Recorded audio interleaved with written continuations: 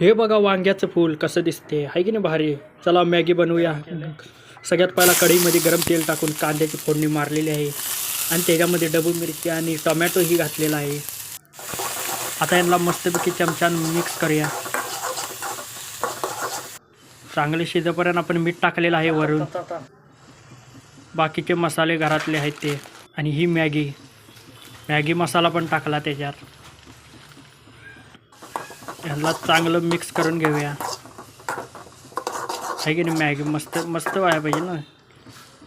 पाणी वतलं त्याच्यात जरा आणि जरा हे चांगलं मिक्स मसाल्याचा वास मस्त आला. हे चांगलं जरा शिजू दे. कडाला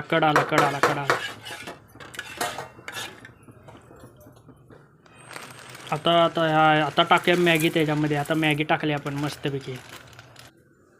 आता चांगलं त्याला शिजू दे. त्याच्यावर आता झाकण बिकण टाकायचं म्हणजे कसं वाफेवर शिजायला पाहिजे मॅगी मस्तपैकी एकदम. आता हे बघा सबस्क्राईब करा रे. सबस्क्राईब करा तोपर्यंत. हे काढतो. हे भाजलं रे आता भाजायला गरम होतं.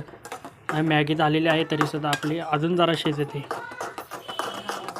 आता याला मस्तपैकी मिक्स केलेलं आहे व्हेजिटेबल. हे झाले मॅगी. आता ताटात काढून घेतो.